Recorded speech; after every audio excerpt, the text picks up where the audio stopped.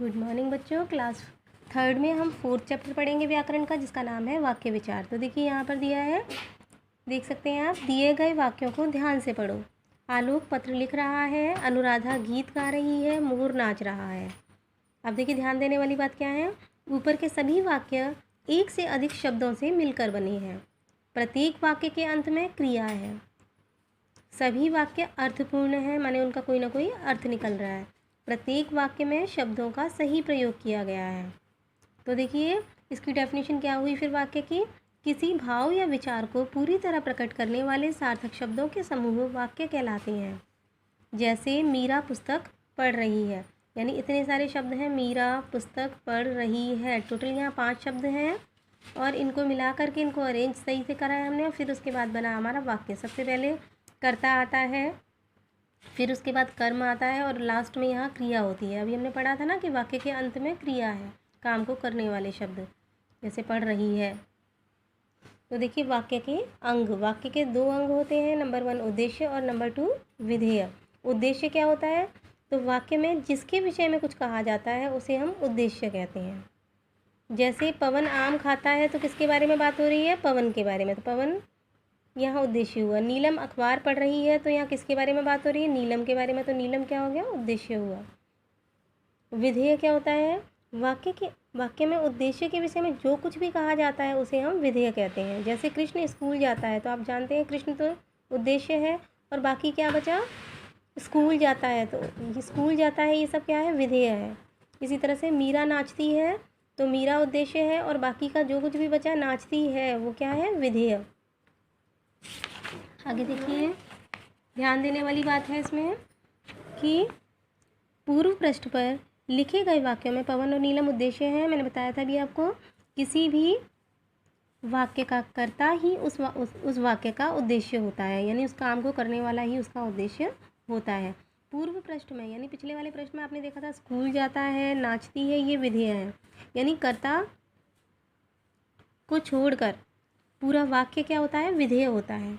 तो देखिए अशुद्ध शब्दों के शुद्ध रूप, तो बच्चे शब्दों को जिस तरह उच्चारण करते हैं उसी तरह लिखते भी हैं, इसीलिए आपको बार बार कहा जाता है कि आप सही से उच्चारण कीजिए। अगर आप सही उच्चारण करेंगे तो शब्द को सही से लिख भी पाएंगे।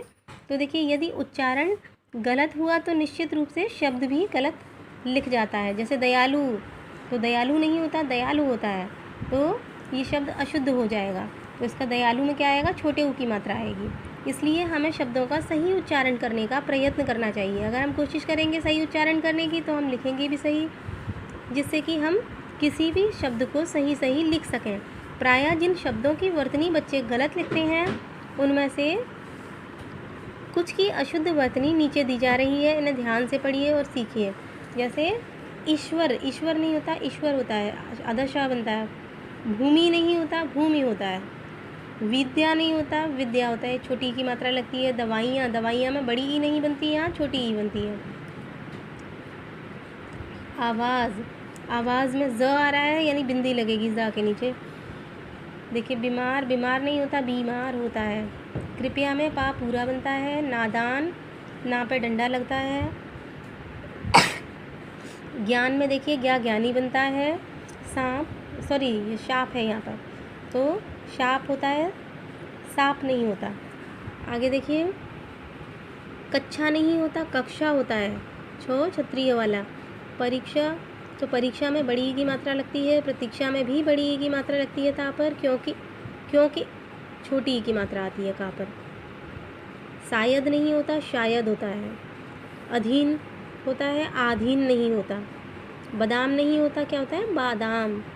भाग्यमान नहीं होता, भाग्यवान होता है। मर्यादा नहीं, मर्यादा यानी या के ऊपर रा लगेगा। स्वास्थ्य में आधा थ और आधा स दोनों आते हैं और फिर या बनता है। तो आई होप कि सबको समझ में आ रहा है। यहाँ पर ज़्यादातर यही गलतियाँ होती हैं। फिर यहाँ पर ये प्रश्न दिए हैं एक्सरसाइज में सबसे पहले, तो हम इन प्रश्नों को देखते हैं एक बार। वाक्य किसे कहते हैं, तो किसी भाव या विचार को प्रकट करने वाले सार्थक शब्दों के समूह वाक्य कहलाते हैं। जैसे मोर नाच रहा है, वाक्य के कितने अंग होते हैं, नाम लिखिए। तो वाक्य के 2 अंग होते हैं, नंबर 1 उद्देश्य, नंबर 2 विधेय। उसके बाद आप देख सकते हो बुक में यहाँ दिया है दिए गए वाक्यों में उद्देश्य अलग करके लिखिए। तो अभी हमने बताया भी था कि जो वाक्य का कर्ता होता है वही उद्देश्य होता है। तो देखिए मैंने यहाँ कॉपी में लिख कर भी दिया है, ये आपको कॉपी में करने हैं, ये दोनों आपको कॉपी में करने हैं, क्वेश्चन आंसर और उद्देश्य अलग करके लिखो। तो देखिए उज्ज्वल पुस्तक पढ़ता है, तो इसमें उद्देश्य क्या है, उज्ज्वल। गौरव दौड़ता है में उद्देश्य क्या है, गौरव। आराध्या खेल रही है में उद्देश्य है, आराध्या। सानिया नाचती है में उद्देश्य है, सानिया। कुत्ता भौंक रहा है, तो किसके बारे में बात हो रही है, कुत्ते के बारे में, इसलिए उद्देश्य क्या हुआ, कुत्ता। फिर इसके बाद में बहुत सिंपल है, अब इसको देखिए, इनकी एक्सरसाइज को ये बुक में ही फिल करनी है आपको, कॉपी में नहीं करनी। कॉपी में केवल वही करना है आपको, नंबर 1 और नंबर 2, यानी का और खा को कॉपी में करेंगे। फिर गा वाला देखिए, वाक्य के कितने अंग होते हैं, तो आपको मालूम ही है वाक्य के 2 अंग होते हैं, अभी मैंने बताया भी था, उद्देश्य और विधेय। सार्थक शब्दों का समूह क्या कहलाता है, तो आपको मालूम है सार्थक शब्दों का समूह वाक्य कहलाता है। फिर देखिए वाक्य के अंत में क्या होता है, तो अंत में क्रिया आती है वाक्य के। फिर देखिए कर्ता के विषय में कही गई बातों को क्या कहते हैं, विधेय कहते हैं। कर्ता को उद्देश्य कहते हैं और उसके बारे में की गई बातों को हम विधेय कहते हैं। तो देखिए यहाँ पर कुछ शब्द दिए हैं जिसमें एक राइट है और बाकी के 2 रॉन्ग है एक लाइन में। तो देखिए आ नंबर पर 3 तरह से भूमि दिया है, लेकिन लास्ट वाला भूमि आपका सही है, वहाँ पर छोटी की मात्रा। बीमार भी 3 तरह से दिया है, लेकिन बीच वाला बीमार सही है। कृपया में बीच वाला कृपया सही है। ईश्वर में लास्ट वाला ईश्वर सही है। फिर इसके बाद यहाँ देखिए नादान होता है, तो नादान में बीच वाला नादान सही है। तो आपको ये केवल बुक में करने हैं और का और खा कॉपी में करने हैं। आई होप कि सबको समझ में आ गया। Thank you.